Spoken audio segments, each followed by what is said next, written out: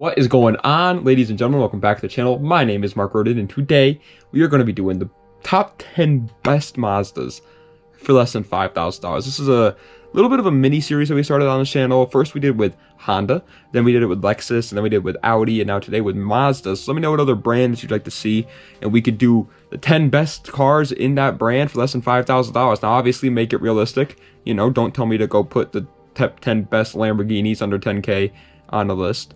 But yeah, I'll do it if you recommend a good brand, and I haven't done it yet. So recommend one, buddy. Also, guys, it's back. If you guys want to support the channel and buy any sort of merchandise, we got hats, shirts, and shorts. Head on over to www.smoothstance.com/shop, or the link is going to be in the description to pick yourself up something. You don't have to, but if you want to support the channel, I'd really appreciate it, and you get some cool merch in the process. Let's go right into the video, though, with number 10. Alright, coming, you knew it was going to be here. You just didn't know where it was going to be. It's here at dead last. It's the Mazda Miata NA. I don't think the Miata is actually the worst car on this list. I don't think that at all. Actually, I think it's one of the better ones on this list. The only reason why I put it at number 10 is because I'm sick and tired of hearing everybody tell people, buy a Miata, buy a Miata, buy a Miata. So I'm changing it up on them a little bit, alright? I'm putting it here at number 10. Now, it comes with a 1.8 liter inline 4, making 125 horsepower, and it's obviously rear-wheel drive. Now, there's a reason why everybody kind of says Miata is always the answer. It's a damn good car, especially if you like autocross, like track day stuff, canyon carving, toge, monster boy. If you like that kind of stuff, then the Miata is really good for you. But if you're not into that kind of stuff, especially if you're like straight line speed stuff, then this car really isn't for you, and it's just a little overrated. And their prices are getting ridiculous anyway. But I guess that kind of makes it a good investment, because then you can just make more money. Coming in at number 9, however, I did not plan this at all, but it's the Mazda CX-9. This is the first generation of the CX-9. There's a new one now. I didn't know that until doing this video, but there's a new one. You can't find the new one for less than 5K. I always include at least one SUV on these lists just in case somebody's, looking for an overlanding type of thing. This one comes with a 3.7 liter V6, making 273 horsepower, and it is all-wheel drive. That's actually the highest horsepower number on this list, but of course it is because it's in a massive AF SUV. Now, my dad actually owned one of these, but he sold it, and he only sold it to just like flip it for profit. But still, it was a very average SUV. There's nothing wrong with it. I wouldn't say it's a bad car, but I also wouldn't say it's a good car. It's just an SUV. If you want an SUV from Mazda and you only have $5,000 to spend, then the CX-9 is a great option. Coming in at the number 8 spot, however, is a car that's just quite a good option for literally anybody. The Mazda 3 first generation. Now, I am not talking about the Mazda Speed 3 first generation, because that car is a little bit harder to find under 5K. It can be done, but I'm not going to recommend that just because it's kind of iffy. But the normal Mazda 3 is, in my opinion, still a very good deal. The car comes with a 2-liter inline 4, making 150 horsepower, and it is front-wheel drive. Obviously, this car is not going to be a rocket ship. You're not going to be winning a lot of races with this thing, but it's just a very decent hatchback that's reliable, gets good gas mileage. In my opinion, looks pretty nice. You can make it look even better. It could be a fun little project. You can tune it up. A girl, actually, that I used to go to high school with, recently texted me not too long ago. We're friends, it wasn't just like random, but she recently texted me and was like, hey, where's my boyfriend's looking to get a car from Mazda for some reason. What kind of car are you looking for? What kind of car should he look for? And I was like, boy, the Mazda 3. The guy's an idiot. Coming in at the number 7 spot, however, is literally like the Mazda 3, but in a sedan version, and much more cooler in my opinion, the Mazda Protege 5. I recently did a deep dive on this car, and a lot of people seem to enjoy that deep dive, so hi everybody, if you like the Mazda Protege, I really appreciate you stopping by. But it's a little pocket rocket, man. It comes with a 2-liter inline 4, making 130 horsepower, and it is front-wheel drive. Obviously very slow, just like every other one of these low-weight Mazdas. Mazda's kind of like the king of that. They make incredibly lightweight cars that are just grip monsters. They got the gorilla grip on the tires. It's crazy. And the Protege 5 is no different. I actually do think these things look pretty good. However, I do think it's incredibly easy to rice them out, and I think everybody does that, dude. It's so annoying, because the Protege could look so cool, but everybody that owns them is like, I'm gonna put the biggest splitter AutoZone wing on it. They don't do that, man. Just make it look nice, because these cars can and will look very nice if you just give it some time. Coming in at the number 6 spot, however, and I did not plan this one either, but it is the Mazda 6, the first generation of the Mazda 6. This is the one that everybody knows and loves from the Mazda Speed 6, except without the speed, because the Speed 6s are like ridiculously overpriced nowadays. So just the normal Mazda 6. Still a very good car though. Car comes with a 3-liter V6, so many 6s, making 220 horsepower in its front-wheel drive. 220 horsepower in pretty much a commuter car, let's be honest, is enough to like, that's quite a bit. On top of that, it is reliable. You know, it's got a V6, not a rotary like some Mazdas that we know. It gets good gas mileage. It looks incredible in my opinion. It handles pretty well. It has a lot of space, not as much as obviously like a hatchback, but a decent amount. It's just an all-around good car. Like, there's nothing wrong with the Mazda 6. And on top of that, you could get the second generation of the Mazda 6 if you want an even newer one, and that is still under 5K.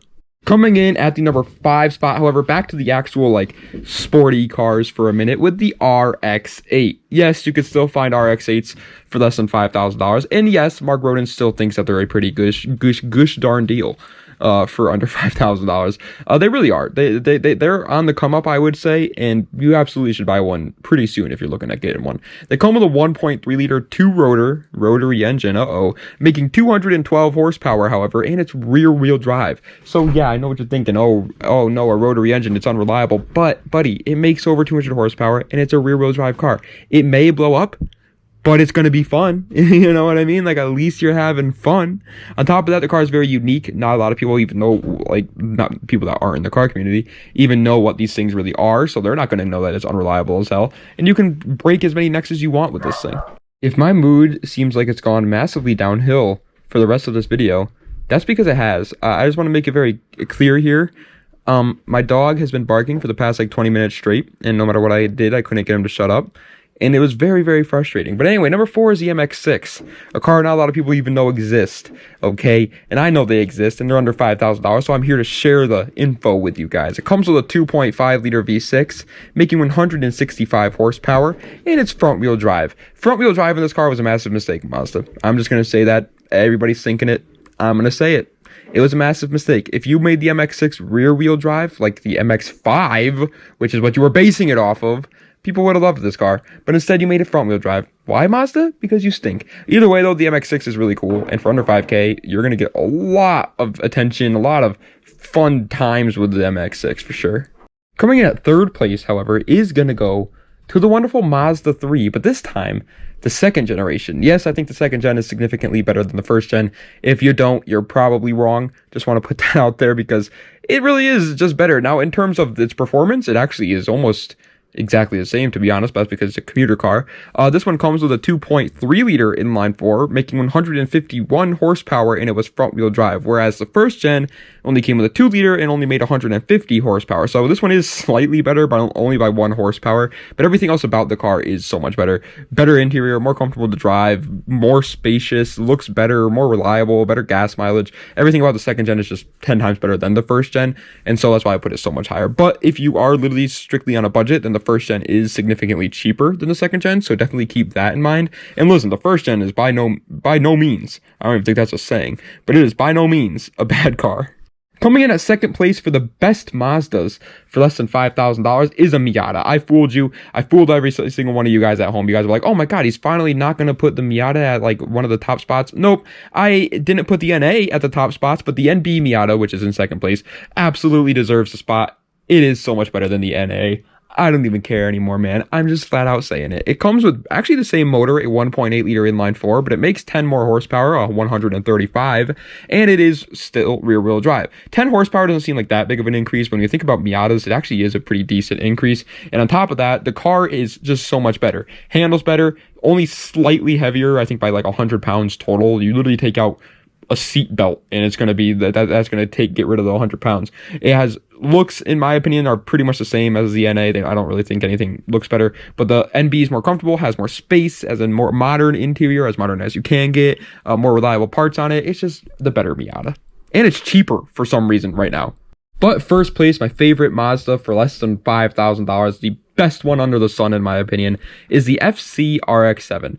I've loved the FC RX-7. I've loved any RX-7 for the longest time now. FB, FC, FD, they're all incredible cars. But the FC, it just never for some reason like raises in price. I don't know how it does it. It comes with a 1.2 liter 2-rotor rotary engine making 160 horsepower, and it is rear wheel drive. And like I said, cars like the FD have massively flown up in price. Obviously, everybody knows that. Even the FB is getting ridiculously expensive deals, like 10K for a nice FB. But the FC somehow manages to stay. Do you hear my dog, by the way? This is what I was talking about before when I was talking about the MX-6. Like, I can't get him to stop. I'm sorry. I am sorry. But the FC is a cool car. I love the FC. You love the FC. Everybody loves the FC. Who doesn't love the FC? Sorry for my dog. But ladies and gentlemen, that's the end of today's video. I am furious. This is the angriest you've ever seen Mark Roden. This is how I'm going to end the video. This is how I'm going to end the video. I'm not happy.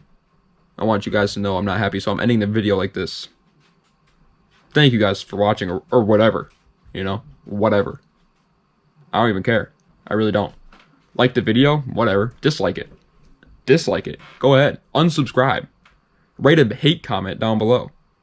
Do whatever you can to make me even more angry.